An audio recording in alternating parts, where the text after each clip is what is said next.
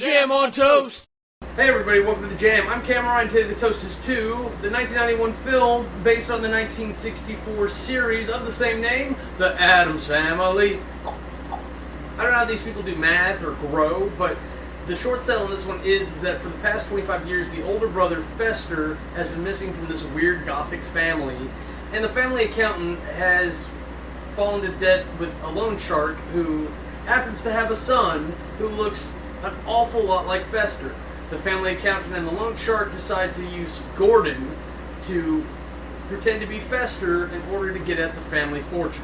My love it for this one is probably Gomez's over-the-top personality, specifically when he and the accountant are dueling and he gets his hand cut for the first time. That was a special moment. The look in his eyes really made me think of Princess Bride, where the Man in Black and Inigo Montoya are dueling and they both decide to start using their left hand. My hate it for this, I've already given away, is I don't understand the rules. Are they immortals? Are they just really hard to kill? Has the Wednesday and Pugsley been kids for 25 years? What's happening in this show? The MVP for this movie is definitely Christopher Lloyd. As iconic as everyone is in this, and they are, because it's a classic show from the 60s that made a revival, and they've done quite a few movies and a cartoon series since. Christopher Lloyd takes the cake in this. Not only does he do an amazing job as Fester, he plays Fester with amnesia, pretending to be Gordon and Lester at the same time, and it really shows. He's a powerful actor when it comes to expressing things. He does it well as Fester being Gordon being Fester. But on to the categories. Aesthetics. I have to say I don't really like the aesthetics in this. It's not that they did a bad job. The movie was completely well produced. It's all high production quality, but they make some really weird choices. Granted, it's based off the original Addams Family. Even Gomez's creepy little mustache and Morticia's super pale nonsense with bright red lips and black. She really looked like she's still in black and white with red lipstick. And that's fine. The creepy, spooky house. Wednesday, back when Christina Ricci was still a cute little girl thing. And Pugsley and Cousin It even. Lurch was actually one of them I liked. He was very well done. He's super tall and gives off this monstrous appearance when he's really just a gentle servant soul. Christopher Lloyd's Fester was actually another one I really liked.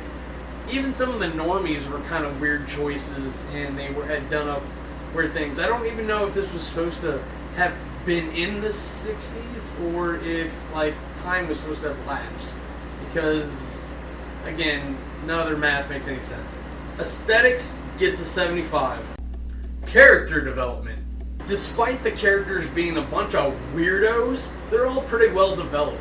Maybe Morticia's mom, we don't get a whole lot on, but everyone else we get weird backstories and dramatic expositions, and there's a lot going on there. Even just like at their school, Wednesday's teacher starts talking to Morticia about the picture she drew of her great aunt who was burned at the stake at an elementary school.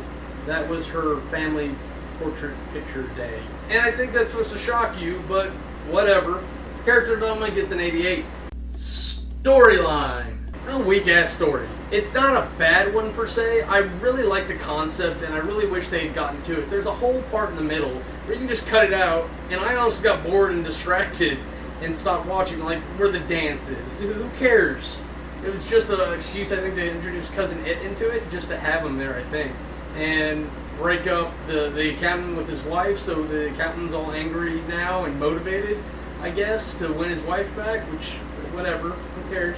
I think they could have done better things with this family, even if I'm not a huge fan of the family itself. And I think they might have in a couple of the other movies. I'm going to have to check those out eventually. But for now, all I have is Addams Family to go with. So, storyline gets a 70. Compulsion. Guys, I got kind of bored. I'll be honest, like I said, I got distracted like around the dance and just started doing other things. And then I was like, oh, there's a movie I'm supposed to be watching. I think I came back somewhere right before Christina Ricci electrocutes her brother, which was kind of a weird thing in general, which was supposed to make it impressive and shocking, but I wasn't shocked by this movie. I'm like, okay, this is a weird character that does this is a weird character that does that. Yeah, he's got a huge personality. Yes, she's very dramatic. They like to dig up dead people.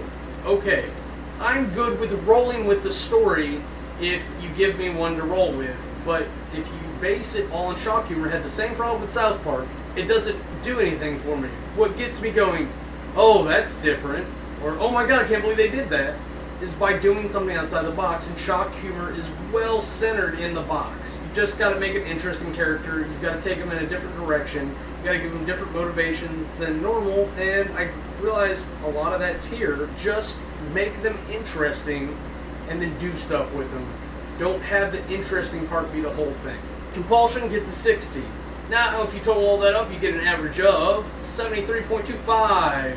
For my review, I gotta say, this is not a bad movie.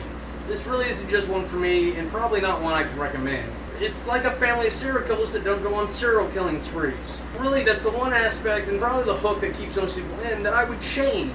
But you go one direction, you get House of a Thousand Corpses, and if you go the other way, you get a Hot Topic, The Family. I don't know. Like I said, this is not on my recommendations list, but that doesn't mean you won't enjoy it. This is one that you very well could. So ultimately, go check it out, because I'm only one person, and if you like it, good for you, and if you didn't, I didn't either. Alright, I think that's it for me. I'm Cameron. Have a nice day.